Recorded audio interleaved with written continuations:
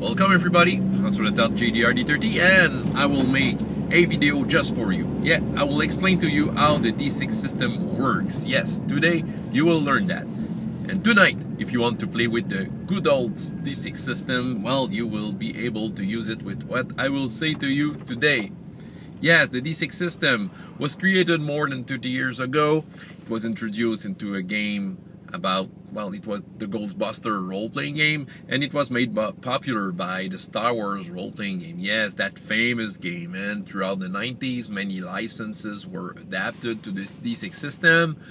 By around 2000, you know, when Stan Games went into bankruptcy, and it was difficult to them to keep the beat, and yeah, unfortunately they went bankrupt.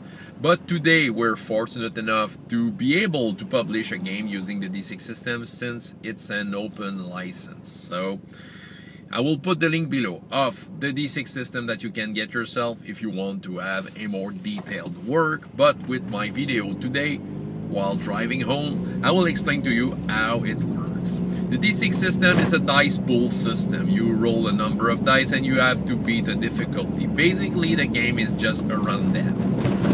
To be more precise, well, you roll a number of D6. Usually the difficulty will range that way, okay? A very easy task will be 5. An easy task will be 10. Moderate difficulty task 15, difficult task 20, and so on, okay? Well, you can make it in the between, okay? You can make a moderate task being 12 instead of 15. Personally, I like to go with the 5-step of every difficulty level.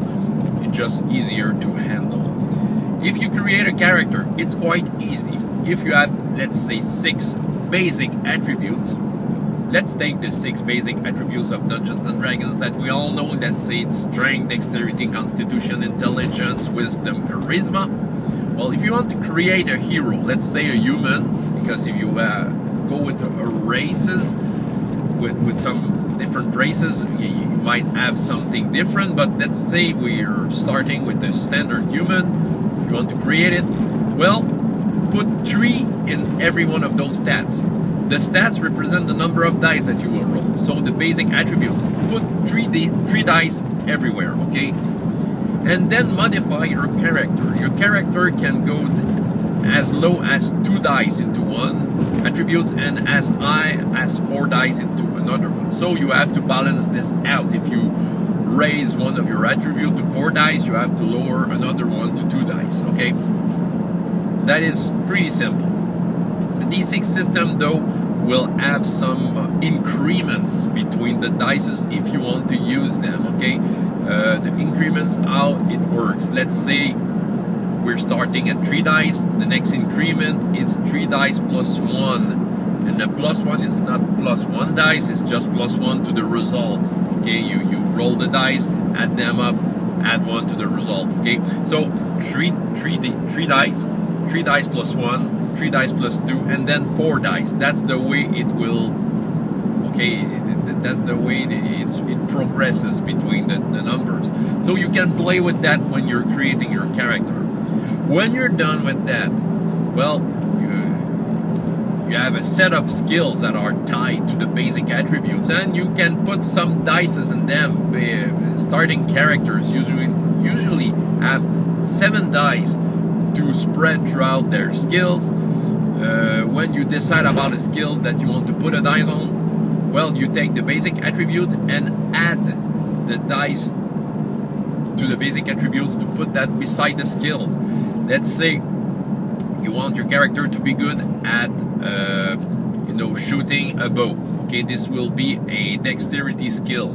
Okay, your character has 3D. You decided to start with that your character has 3 dice into his dexterity attribute. You want him to be good at shooting a bow. You put 1 dice into his bow skills. Well, beside the bow skill, you will write 4 dice.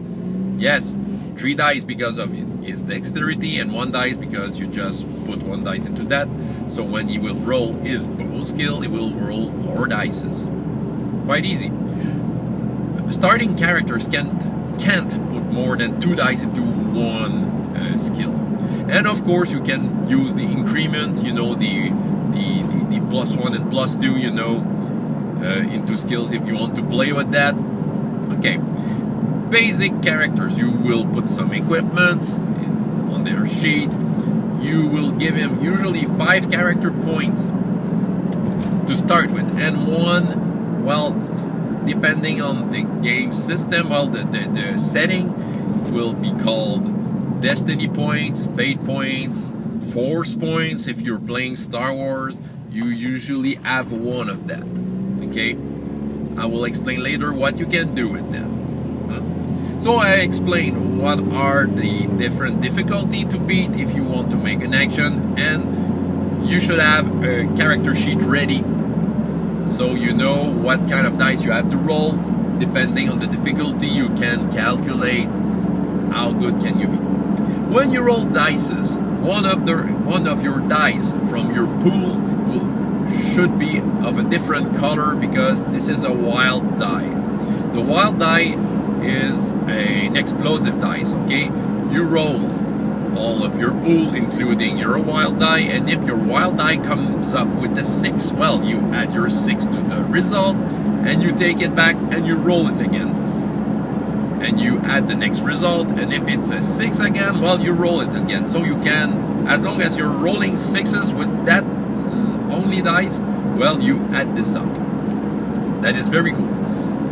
On the other hand, when you roll a 1 on this dice, well, usually you remove this dice and you remove the next highest, well, the highest die from the rest of your pool. Okay, so usually it ends up as a bad result. Some variants of this may be that when you roll a 1, you can put a complication instead. Personally, that's what I'm trying to do this time around. And it adds a lot of excitement to the D6 system, and I'll tell you why. It's because, well, you can succeed even if you have a 1 on your wild dice, because when you remove the highest die, you know, the chance of failing anyway will come up. But it's cool to have, maybe you have succeeded but you rolled a 1, so it's yes but, okay, you know what I mean? You say yes, you've succeeded, but something happens beside that. And if you actually fail and you roll the 1, and it's no end, so meaning that you have failed and something bad happened along the way. Okay, so it adds a lot of excitement, and it works a lot on your game master's muscles, on your brain. So that is a game technique that you can use. About rolling dice, again, well, you have 5 character points that you were given to your starting character. You can use them as wild dice also to add to your roll. The rules usually says that you can't use more than 2 dice to add to any rolls. You have to declare them before.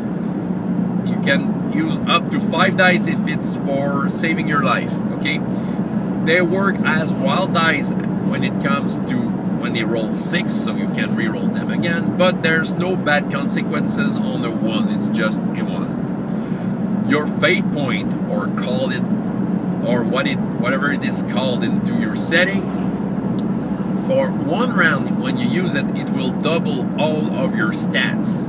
Okay, all your stats will be doubled for the round, so it's time to make some heroic actions.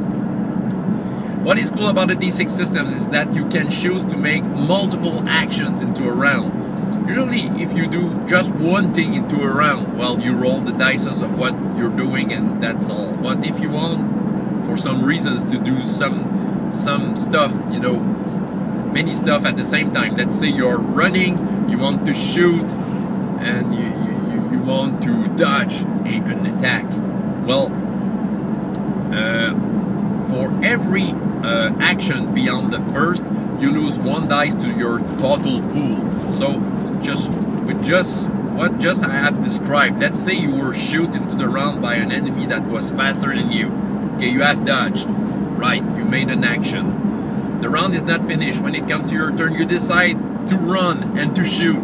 So you're making 3 actions to the round, meaning that all of your actions, if you have to roll something, will be decreased by 2 dice. Well, when you're shooting, it will be decreased by 2 dice, but you have to calculate into the round what is going on and what you will lose when it comes to dice rolling. So yeah, you can do multiple actions, but when you use, you know, your fate points, you know, your hero points or your force point, whatever it is called, your actions are double, meaning that you can do lots of stuff into a round, and you will have a decent number of dice to roll every time, right? And it's basically like that. Combat, well, basically the game system is the same. You roll an initiative depending on the attributes you want to choose for initiative. You have to agree with your players with what you're using. Let's say you're using your dexterity for initiative, yeah, from highest to the lowest. When you're making an attack, well, you have to beat some difficulties, and if you have success into an attack, well, you roll the damage, and your target will roll his, well, score regarding his health. Depending on the game, it can be strength. Into Star Wars, it was strength. It can be constitution if you're using a D&D type set of attributes. So let's say, basically, let's say a pistol will do 4 dice of damage, and an average person will have 2 dice in constitution. So you roll the damage of the gun, okay, and you compare it to the strength of the target. Of course, if the gun rolls higher than the target, well, there will be, you check the difference, the result, okay, the difference between the two of them, the result, and you check out the table, which will give you what kind of wound it received. It can be just a graze, you know, meaning that for the next round the target will lose 1 dice doing his action, okay? It can be a wound, which will make lose 1 dice to the target until it is healed. It can become incapacitated, okay? It will fall down, and it can be mortally wounded. Well, maybe you have to check out some tables about that, depending on the D6 system. This might be handled a little differently, but basically there are wound difficulties. Some version of the D6 system works with body points, which can be useful depending on the setting you are using. It is as simple as that, you know. Experience points are given by the end of the game, usually 1 character points per hour of play. Basically, you give that by the end, and if some players has kept some of their character points that were given at first, well, they added to that. There's a number of points. If you want to reach the next increment in a skill, if you want to upgrade your character, well, it costs the same number of points of the basic dice of the next increment. Okay, let's say you are at 3 dice in a skill, you want to raise it at 3D plus 1, well, it will cost you 3 character points to raise it to 3D plus 1. Let's say you are at 3D plus 2 and you want to raise to 4 dice, well, it will cost you 4 character points to get to 4 dice. Yeah, you have to pay that. That is what you have to pay to increase a skill. What else can I say about the D6 system? Yeah, something I should have said by character creation, but just to give you an idea of how good you are. In the D6 system, 2 dice into something, meaning that you are average. Okay, you are an average person with average knowledge. Okay, this is very average. Okay, when you come to have 4 dice into something, okay, a skill or simply an attribute which will make all of the skill to 4 dice, you can be at a professional level, meaning that you can have a job related to the skills, okay, and win money for that, okay. When you reach 6 dice, well, you're considered a master, quite an expert into that field. So, of course, if you go beyond that, you're becoming more and more of a legend doing that thing. I think I've covered it up, you know, for just by memory, but It is as simple as that. When you know those ranges that I've just gave you, okay, two dice, 4 dice, 6 dice, to do your stuff, it's easy to create a monster like that or an enemy like that just based on what he should be, okay? Okay, and then give them some well, let's say it's an enemy to fight, so give them some weapons. Usually, yeah, melee weapons. Well, depending on the D6 system you're using, but you know, the most basic version of it, you take your strength code and you add up damages coming from the weapon. Okay, you add up a number of dice. Let's say a knife can be +1 dice. Okay, it can be very dangerous melee weapons into that game. But that's basically that, okay? I just wanted to share with you while driving how it works, the D6 system. Now I'm sure you're all fully thrilled to try it tonight. Well, go for it, and check out the links I've put below. The official documents are available for free. And this is a game that works well, even in the long term. And it's very flexible, so it's very instinctive, very flexible. You can do lots of stuff with that. You can make house rules easily with that, but my personal advice on running the D6 system is just keep it simple and keep the rule. There's a rule of thumb.